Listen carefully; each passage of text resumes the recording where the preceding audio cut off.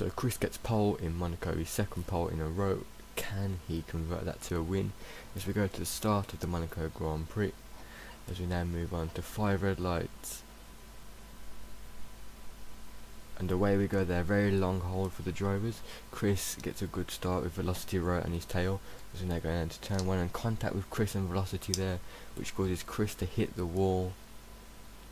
That is a very big accident there, which caused a lot of people to hit the rear of Chris as he did hit the wall. Chris spins it round, gets it, keeps his car going. A disappointing start for Chris there. There's a little bit of contact there between Chris and the Haas driver here. Very good fighting, as Chris almost pushed into the wall there as he tries to fight his way back through the field after a dreadful start with contact with Velocity at turn 1. But there we go, as we see Menacing score a new introduction to the series for Monaco. Spins as he comes out the pits, cold tyres, just a casual mistake there, nothing too wrong there, but as again here we see Menacing score into the wall just before the pit lane. Not the best start, but it is a difficult track. Hopefully he can bounce back a bit stronger next race in Canada. As you can see, they're making a lot of mistakes. He's, just making quite a few mistakes as he enters the pit lane to put on hopefully a new front wing and a new set of tyres. And here we see Nick and Velocity there having a bit of a fight. At this stage actually Nick is a blue flag and should be letting Velocity go, who is actually leading the race. This is actually quite a big turning point now. As you know, I am recording the narration after. I'm doing a commentary after because the audio messed up on the stream. That should all be fixed for France, the French Grand Prix.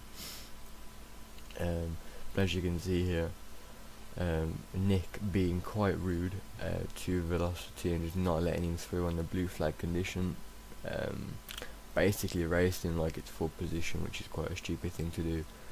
We saw this in real Formula 1 with Max Verstappen and Esteban Ocon. That didn't end well, so yeah, as you can see here, it doesn't end well. Contact down. Yeah, so at this stage this is actually the reason why Nick gets disqualified from the Monaco Grand Prix. That will all be introduced in the Steward Score video. As you can see here, Chris just going a bit too quick. They're trying to fight his way back. Hits the rear of the Mercedes. Trying to fight his way back, loses a bit of front wing and has to pit there, which costs him quite a bit of time. But Savent, who is going to be the race winner if he can just bring his car around in the final corners, he was the man who capitalised on the mistake at turn 1 between Chris and Velocity, the one that kept out of trouble, and he wins the Monaco Grand Prix. 25 points in the bag, a very good result for him there. Coming home in second place, Chris does manage to bring it home, obviously Velocity retiring from the race, which is quite disappointing for him there, making a mistake after losing his front wing with Nick. But yeah, as you can see, as we go now on board with Chris, you can just see how far ahead Savem was by the end of this race. And a very good result for Chris after that turn 1 calamity with a Velocity, which will be looked at in a Steward Call video, for those of you interested in what actually is decided there. Good result for Chris, a very good fight back through the field. As you can see the finishing order on the screen, this is the final driver to come across the line. A lot of people were lapped, and so yeah, there are the top 3 drivers: David, Chris and Savent, and there is the finishing order. But obviously that will be updated for the Steward Score video, just so it's clear and everything. Check out the Discord if you want to know the full information about any decisions were made, and that's how it all happened.